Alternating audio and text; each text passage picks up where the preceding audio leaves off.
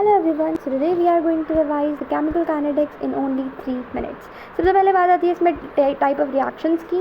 On the basis of rate of reactions जो type of reaction है वो 3 तरीके की होती है. Very fast reaction, very slow reaction and moderate rate reaction. Type of reactions जो हैं वो हमारी कितने स्टेप में हो रही है रिएक्शन, उसके बेसिस पे 2 तरीके की होती है, elementary reaction and complex reaction. और कॉम्प्लेक्स रिएक्शन क्या, हर एक स्टेप एलिमेंट्री होता है. अगर मैं रेट ऑफ रिएक्शन की बात करूँ, लेट सपोज हमारे पास में M1A प्लस M2B कन्वर्ट हो रहा है N1C प्लस N2D में, तो हमारे पास में ये निकल के आ जाएगा कि rate of dissociation of A per unit mass is equals to rate of dissociation of B per unit M2. Mass नहीं है ये, इसका स्टोइकियोमेट्रिक कोएफिशिएंट है. A का stoichiometric coefficient rate of is equals to rate of association of C upon C का stoichiometric coefficient is equals to rate of association of D upon N2 जो कि D का स्टोइकियोमेट्रिक कोएफिशिएंट है. This all equals to rate of reaction. Type of reaction की अगर मैं बात करूँ तो 2 टाइप की रिएक्शन होती है, average reaction, instantaneous reaction. Average reaction में सीधा delta C by delta T कर दो, इंस्टेंटेनियस रिएक्शन में plus minus DC by DT कर दो, प्लस प्रोडक्ट के लिए और माइनस रिएक्टेंट के लिए, मतलब प्लस माइनस टेन थीटा भी आप बोल सकते हो. ये दोनों रिएक्शन जो होंगी, average rate and instantaneous rate, ये दोनों इक्वल होंगी जब हमारा कर्व कंसंट्रेशन टाइम के बीच में इसका स्ट्रेट लाइन हो. कंसंट्रेशन और टाइम के बीच का ग्राफ स्ट्रेट लाइन हो तो उस केस में हमारी ये दोनों वैल्यूज़ जो होती है वो इक्वल आ जाती हैं. 1/c is equals to 1/RT into delta P by delta T होता है. तो delta C by delta T या delta P by delta T को अगर आपको इंटर कन्वर्ट करना है तो आप इजीली कर सकते हो. रेट लॉ क्या कहता है कि अगर मान लो M1A प्लस M2B कन्वर्ट हो रहा है NC में, तो रेट लॉ कहता है कि rate of reaction is equals to K into concentration of A की power X into concentration of B की पावर Y के इक्वल हो जाएगा, जहाँ पे A, X एंड Y जो है वो हमारी ऑर्डर ऑफ रिएक्शंस है, A के रेस्पेक्ट में, B के रेस्पेक्ट में. तो टोटल ऑर्डर ऑफ रिएक्शन क्या हो जाएगी हमारी, टोटल ऑर्डर ऑफ रिएक्शन हो जाएगी हमारी X प्लस A. इसके बाद में अगर मैं बात करूँ K की, तो K जो होता है हमारा स्पेसिफिक रेट कांस्टेंट होता है. अगर मैं बात करूँ यूनिट ऑफ K की, तो ये मोल की पावर 1 माइनस 10 लीटर की पावर n-1 टाइम इनवर्स के इक्वल होती है. एलिमेंट्री रिएक्शन के लिए जो ऑर्डर ऑफ रिएक्शन है उसमें स्टोइकियोमेट्रिक कोएफिशिएंट ही लगा दो, ये गुड वर्क एंड वागे के अकॉर्डिंग होता है. कुछ नोट की बात की, रेट कांस्टेंट K जो होता है वो हमारे जो रिएक्टेंट का इनिशियल कॉन्सेंट्रेशन होता है उसके ऊपर डिपेंड नहीं करता, कैटलिस्ट एंड टेम्परेचर के ऊपर अफेक्ट करता है. कैटलिस्ट एंड टेम्परेचर जो है वो हमारी रेट ऑफ रिएक्शन को, रेट कांस्टेंट को अफेक्ट कर पाते हैं. ऑर्डर ऑफ रिएक्शन जो होती है वो एक एक्सपेरिमेंटल वैल्यू होती है जो कि डिपेंड करती है टेम्परेचर एंड प्रेशर के ऊपर. ऑर्डर ऑफ रिएक्शन 0 हो सकती है, पॉजिटिव हो सकती है, इंटीजर हो सकती है, फ्रैक्शनल हो सकती है, लेकिन कभी भी नेगेटिव नहीं हो सकती है. जो हमारा डिकम्पोजिशन है गैस का एट सॉलिड सरफेस, वो 0 ऑर्डर काइनेटिक्स को फॉलो करता है जब प्रेशर बहुत ज़्यादा हो, कंसंट्रेशन बहुत ज़्यादा हो. डिकम्पोजिशन ऑफ गैसेस जो है सॉलिड सरफेस पे वो फर्स्ट ऑर्डर काइनेटिक्स को फॉलो करती है जब कंसंट्रेशन एंड प्रेशर बहुत ज़्यादा कम हो. इसका एग्जाम्पल हो जाएगा 0 ऑर्डर रिएक्शंस के लिए. ये कुछ एग्जाम्पल्स हैं जहाँ पे AT is equals to A0 minus KT के बराबर आता है, X is equals to KT and BT is equals to KT के इक्वल निकल के आता है. ये कुछ ग्राफ है. इसके बाद में अगर मैं बात करूँ फर्स्ट ऑर्डर रिएक्शंस के लिए, फर्स्ट ऑर्डर रिएक्शंस के लिए ये हमारी कुछ रिएक्शंस हैं. TF is equals to 0.693 by K के इक्वल निकल के आता है. ये ग्राफ आपको याद रखने हैं.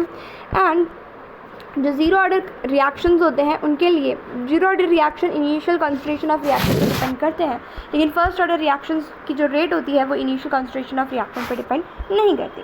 K is equals to 1/D ln A0 by AT के इक्वल निकल के आता है. अगर हमको किसी 2 डिफरेंट टेम्परेचर पे कॉन्सेंट्रेशन गिवन हो, इनिशियल कॉन्सेंट्रेशन नहीं गिवन हो, 0 ऑर्डर काइनेटिक्स के अंदर जो रेट ऑफ रिएक्शन होती है वो इक्वल टाइम इंटरवल में इक्वली डिकम्पोज होती है, लेकिन फर्स्ट ऑर्डर काइनेटिक्स के अंदर इक्वल परसेंटेज जो है वो इक्वल टाइम इंटरवल में डिकम्पोज होता है. रेडियो एक्टिविटी कार्बन रेटिंग हट चुका है. अब बात करते हैं सूडो फर्स्ट ऑर्डर की. इसके लिए K is equals to 1/T ln A0 by AT निकल के आता है. और जब भी हमारा 2 में से एक एक्सेस में प्रेजेंट हो तो वो सूडो फर्स्ट ऑर्डर रिएक्शन बनाते हैं. इसके एग्जांपल जाएंगे हाइड्रोलाइसिस वाली रिएक्शन. आर्हेनियस इक्वेशन ये होती है K is equals to A into E की power minus EA by RT. ये बताता है कि जो रेट कांस्टेंट है K वो एक्टिवेशन एनर्जी मतलब कैटलिस्ट एंड टेम्परेचर के ऊपर कैसे डिपेंड करता है. यहाँ पे लॉग ले लेंगे तो हमारे पास ये 2 इक्वेशन निकल के आ जाएगी और इसी के बेसिस पे ये 2 ग्राफ आ गए. कोलिजन थ्योरी जो है ये KTG के ऊपर बेस्ड है. ये मैक्स ट्रॉड्स एंड विलियम लिविस ने इसको डेवलप किया था. ये कोलिजन थ्योरी अज्यूम करती है कि जो रिएक्टेंट स्पीशीज़ है वो हार्ड होती है, रिजिड होती है एंड स्फेरिकल होती है. ये हमको एनर्जेटिक्स एंड मैकेनिस्टिक एस्पेक्ट्स में इंसाइट देती है. इसके पॉस्टुलेट्स क्या क्या हैं. सबसे पहला पॉस्टुलेट है कि हर एक रिएक्शन जो है वो कोलिजन्स की वजह से होती है बिटवीन द रिएक्टेंट स्पीशीज़. दूसरा, जो नंबर ऑफ़ कोलिजन्स होते हैं that place per unit time per unit volume, उन्हें हम कोलिजन फ्रीक्वेंसी बोलते हैं, जिसका ये फॉर्मूला हो जाएगा डायरेक्ट। जितने भी रेंडम कोलिजन्स होते हैं वो प्रोडक्ट नहीं बनाते हैं। अगर आपको प्रोडक्ट बनाना है तो उसके लिए इफेक्टिव एंड सक्सेसफुल कोलिजन्स करवाने पड़ेंगे, जिसके लिए आपको 2 टाइप ऑफ बैरियर्स को क्लियर करना पड़ेगा, एक एनर्जी बैरियर एंड एक ओरिएंटेशन बैरियर। इसके बाद में अगर मैं बात करूँ कौन कौन से फैक्टर्स हैं जो कि रेट ऑफ रिएक्शन को अफेक्ट करते हैं, सबसे पहला कॉन्सेंट्रेशन, उसके डायरेक्टली प्रोपोर्शनल होता है, प्रेशर के भी डायरेक्टली प्रोपोर्शनल होता है, गैसेस के लिए सबसे ज़्यादा होता है, लिक्विड के लिए उससे कम होता है, सॉलिड के लिए सबसे कम होता है, सरफेस एरिया के डायरेक्टली प्रोपोर्शनल होता है, इंटेंसिटी के डायरेक्टली प्रोपोर्शनल होता है, कैटलिस्ट के लिए अभी देखते हैं, बॉन्ड एनर्जी इनवर्सली प्रोपोर्शनल होता है, रेट ऑफ रिएक्शन कितने नंबर ऑफ बॉन्ड्स आपको तोड़ने हैं उसके इनवर्सली प्रोपोर्शनल होता है, टेम्परेचर के इंक्रीज़ करने पे ये 2 to 3 टाइम्स बढ़ जाता है अगर आप 10 डिग्री सेल्सियस या 10 केल्विन से इंक्रीज़ करते हो। यहाँ पे mu is equals to RT + 10/RT के इक्वल होता है, KT + 10/KT के इक्वल होता है, 2 या 3 के इक्वल होता है, 2 या 3 नियरली अगर गिवन हो तो हम 2 ही मान के चलेंगे। म्यू टेम्परेचर कोएफिशिएंट होता है और RF is equals to RI into mu की पावर ΔT/10 के इक्वल होती है। Effect of catalyst, positive catalyst है तो वो EA को कम कर देगा, रेट ऑफ रिएक्शन बढ़ जाएगी, नेगेटिव कैटलिस्ट है तो वो EA को बढ़ा देगा, रेट ऑफ रिएक्शन बढ़ जाएगी। मॉलिकुलैरिटी एलिमेंट्री रिएक्शन के लिए ही होती है, कॉम्प्लेक्स रिएक्शन के लिए इसका कोई मतलब नहीं है। मॉलिकुलैरिटी इज इक्वल्स टू 3 होना एक रेयर बिहेवियर है, लेकिन मॉलिकुलैरिटी इज इक्वल्स टू 3 से ज़्यादा होना तो ऑब्जर्व ही नहीं किया जाता। मॉलिकुलैरिटी जो होती है एलिमेंट्री रिएक्शन के लिए, इसके स्टोइकियोमेट्रिक कोएफिशिएंट को सीधा ऐड कर दो, m+n के बराबर हो जाएगी। मॉलिकुलैरिटी ध्यान रखना कभी भी 0 नहीं हो सकती, नेगेटिव नहीं हो सकती और फ्रैक्शनल नहीं हो सकती। अगर आपको कभी रेट लॉ ऐसा गिवन हो जिसमें एक से ज़्यादा इंटरमीडिएट प्रेजेंट हो तो आप उसके RDS के अकॉर्डिंग, रेट डिटरमाइनिंग स्टेप के अकॉर्डिंग उसका रेट लॉ लिख लेना, जितने भी इंटरमीडिएट उसमें प्रेजेंट हो उनको रिमूव कर देना रिवर्स स्टेप के बेसिस पे। That's all for chemical kinetics.